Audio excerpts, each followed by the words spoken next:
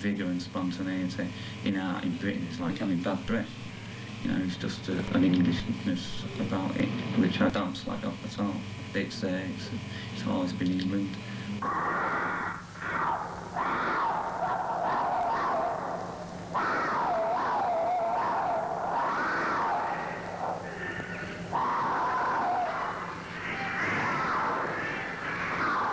Even though you've been educated to a certain strength and knowledge about the way to look at the painting and the way to understand what you're doing, when the very act of you actually doing the work is like a child.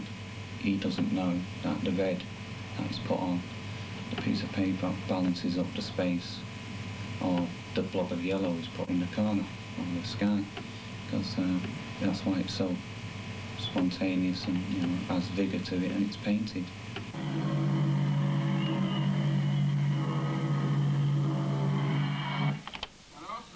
Will take you down to the station, and you're free then to push off home as fast as you can. Civilian life nowadays is fairly full of snags. Home, SDP.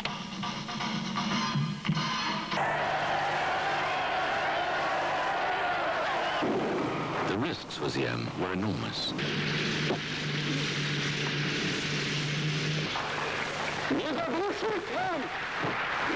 You will not be able to strangle the voice of the people, which roars out and will go on sounding down with colonialism. The thinner we bury it, and the deeper, the better. I think the things you face the picture certainly be described, I think, by an objective witness as sexual. The anger and the strength, you know, could be looked at as sexual, you know, a rapist or something. You know, I go out of canvas as a, you know, a wild man. I'm like Tarzan when he dives in the river and fights the crocodiles and things. You know, I go, and a bullfighter as well. You've got to have the strength to go in for the kill, and i.e. that means you've got to finish and judge the painting. It's got to be finished in the end to get it out of your system. Well, living in today's society, right, I'm lucky really, because I can be aggressive and violent within a canvas, you know, instead of going out and knifing somebody or being hung up about a number of things in a room, and going out and actually putting a brick through a window or something. I mean, when I did a Salford performance, I did actually bring windows in for the kids to break, and they won't break them because there were just windows there. They wouldn't break them because they said break it, and they wouldn't. And they can't understand why I brought these windows in for them to break, instead of they're used to it. They want to break down society, and that's what I'm doing. I'm breaking down society, because they see the windows, and these windows are in established places, so they put them in. And if they see a window on its own, they judge it as a window, therefore it shouldn't be broke. So what I am actually doing is, in my painting, is breaking down a number of ideas where I have to get a spontaneity in me, and a vigour and a strength in my work to make it run with my energy and strength on the canvas. So what actually happens in the end, it's just the act of painting. I never had any painterliness about me. I mean, now I have found how to splash paint about and control my idea when actually painting. I mean, it's going back to like Delacroix was a painter's painter. He possessed these sort of secrets, and that's what I'm after now. Is like, I want a painting, but it's got to be painted. What I've actually done with myself the last 2 years, is break down a number of forms and attitudes within myself to prevent me from falling in a certain situation where I'd be expected to produce a certain type of painting, but it wouldn't be painted, you know. And it's not for the, going back to Delacroix, it's not for the people as well, you know, because what I'm doing is breaking down ideas and bringing ideas from the community and things that are happening around into my painting. You say you're angry. I'd say you're angry. Would you say you're angry? Yeah, I'm angry, yeah. I mean, I'm really angry about a number of things, but as an artist, I can't, I'm not a politician or anything, I can't do anything for anybody. I can only put out my anger and show people through what I do is, this is, you know, a certain attitude to life.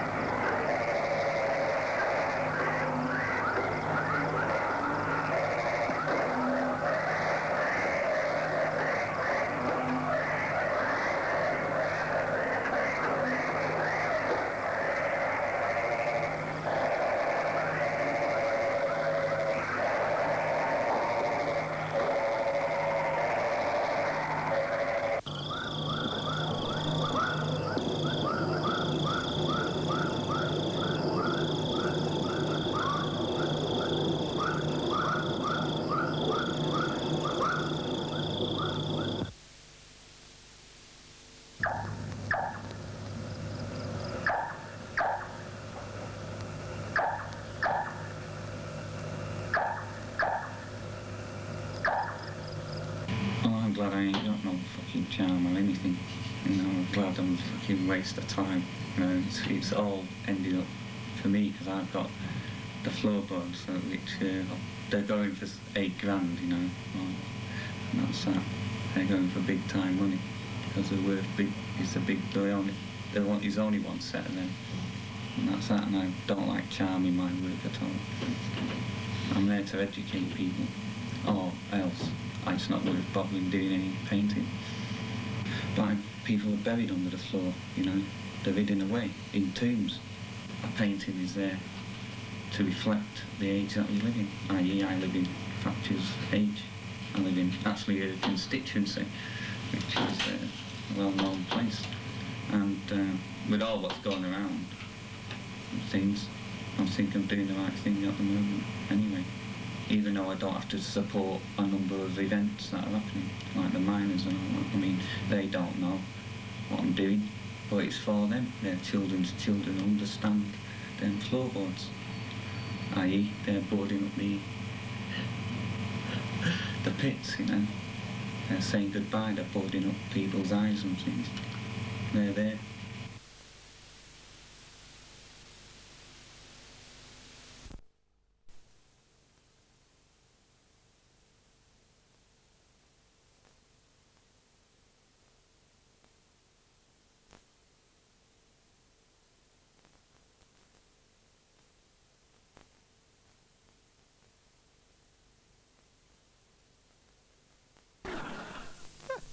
Also tonight, as well as Mr. Tebbit, painting by your friend, Mr. Tebbit, as well as painting by numbers. We've got the number provided by Stephen Diggle, the guy in the Paisley. This has been the winter of what?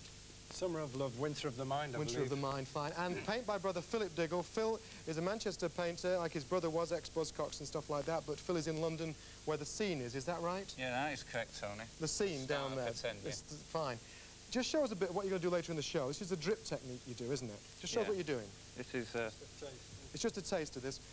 The point is that although he does occasional performance things, which people in Manchester do remember because a lot of their clothes are destroyed by it. Now, this was what pioneered in the 50s in America? Yeah, this was pioneered in the 50s. You get anything on my clothes, you're a dead man today, I'll tell you that now. Working class. Fine. Anarchistic. Right. and Steve will be playing some guitar. So that's what the kind of thing you do, and we'll be getting a performance work a little later in the show. Is that right? Yeah, that's fine. That's fine. The Fine, Diggles, me. thank you. We'll see them later.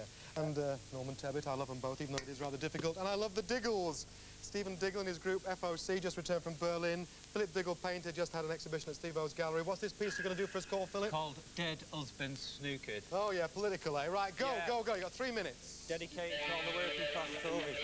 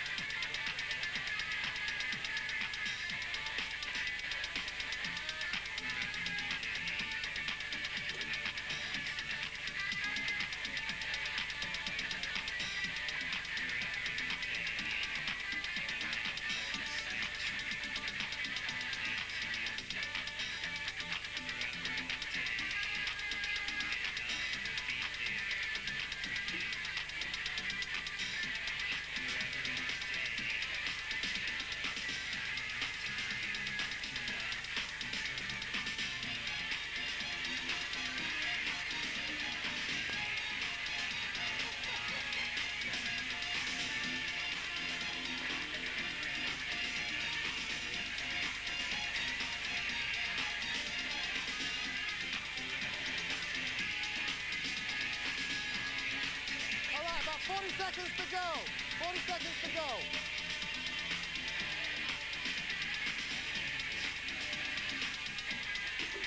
No, last one. Last little bit. Last little bit. All right.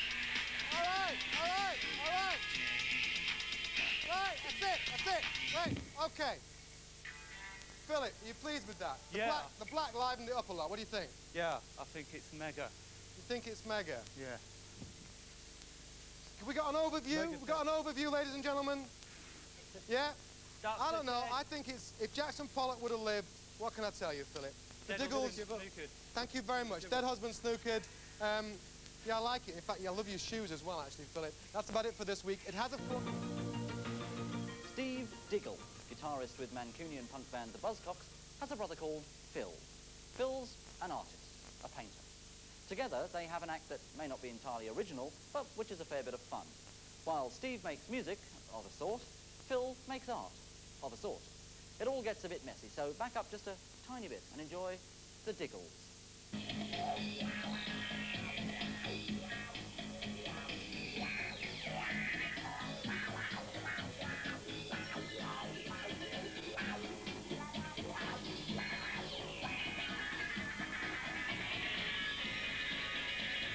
It's called Britain Isn't Working, the title of the painting. I seen an angel in the air when I looked up, and it said, told me the title, Britain Isn't Working.